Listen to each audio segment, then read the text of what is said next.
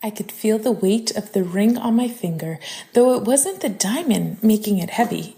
It was the 1,000 emotions crashing through my mind like waves on the Aegean Sea. Here I was in Greece, a place that had once felt like a paradise, now feeling like a gilded cage. Just 2 weeks ago, life seemed perfect. I was with the man I loved, the father of my child, and he had just asked me to marry him. It all seemed like a fairy tale, but fairy tales are for children, and I was living in a nightmare, dressed up in a romantic holiday. Let me take you back a bit. Just 2 years ago, in August of 2022, I had met him here in Greece. It was one of those serendipitous moments, the kind that only happens in the movies. The summer sun was setting, casting golden light across the sea, and I remember thinking how unreal it felt to meet someone who seemed to fit so perfectly into my life. Fast forward to today, and here we are again, back where it all started, only this time we had our baby daughter with us. We were planning her baptism, and he had just proposed to me on the plane. As we soared through the clouds, his family waiting at the gate to greet us with joy. It was supposed to be perfect. But life doesn't care about supposed to be. You can plan for perfection, but it only takes one dark secret to shatter that illusion. From the moment we landed in Greece, something felt off. He was distant, emotionally, physically, in ways I couldn't quite put my finger on.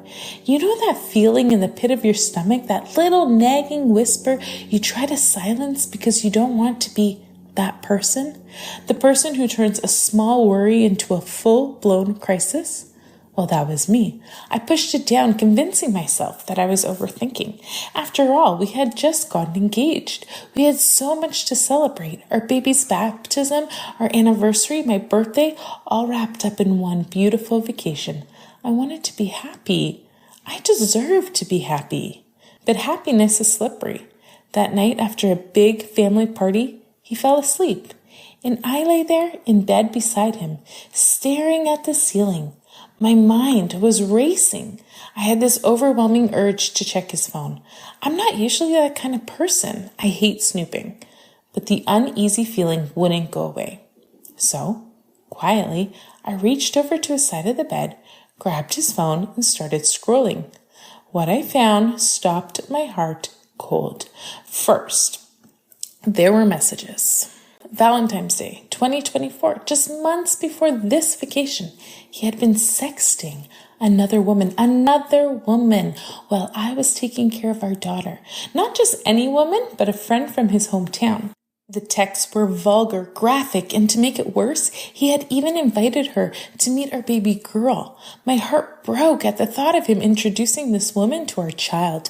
I knew she hadn't come over, but the fact that he even would suggest it felt like a dagger through my chest. She was asking him for money in exchange for photos, and based on what I saw, I didn't doubt that if the opportunity had been there, it wouldn't have just been photos. I confronted him back then on Valentine's Day. He cried. He swore it would never happen again. And stupidly, I believed him. Loves make you do dumb things sometimes, doesn't it? Then came Father's Day 2024, months later. Another woman. Another string of explicit texts. He had met her at work and they had been exchanging messages for weeks. Again, he cried. Again, he promised me that it wouldn't happen again, that he made a mistake, that he loved me and only me. And like a fool, I forgave him. But even then, something else nagged at the back of my mind, a memory of a girl he had wanted to hire as a manager. I had a weird feeling about her, and I'm not the jealous type, but something felt off. I told him no, that I didn't want her hired. He had acted like it wasn't a big deal. He said I was overreacting.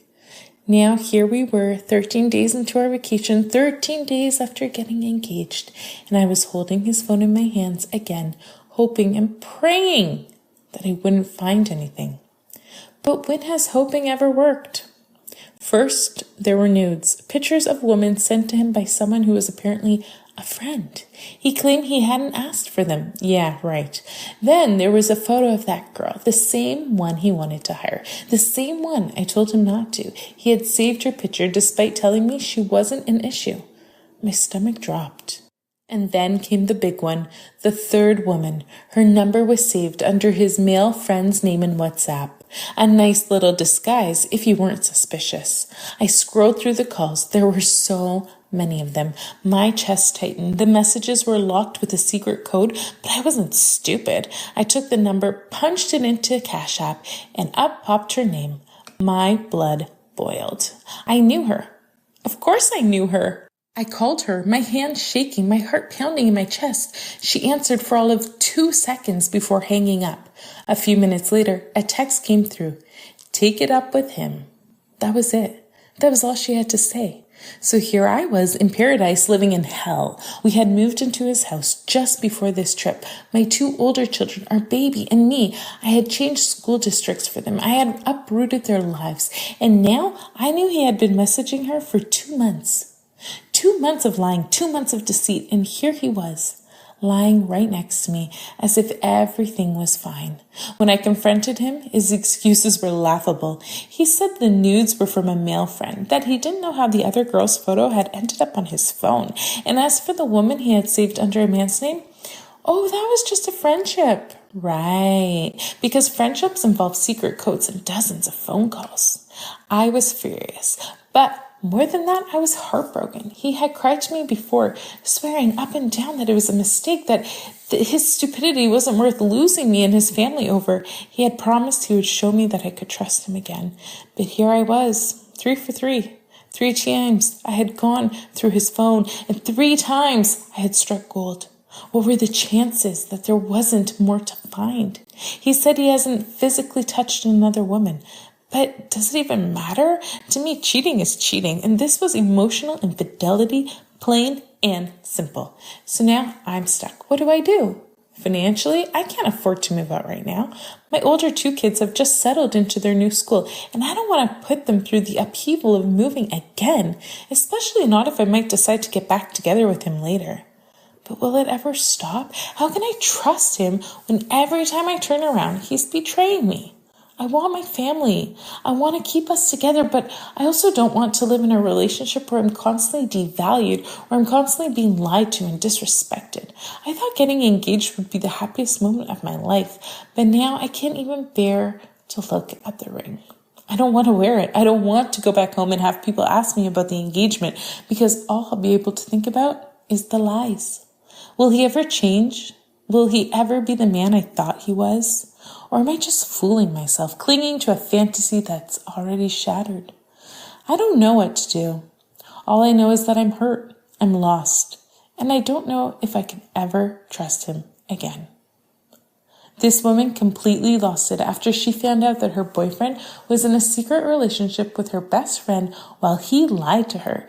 So much drama. Check out this video to find out the details.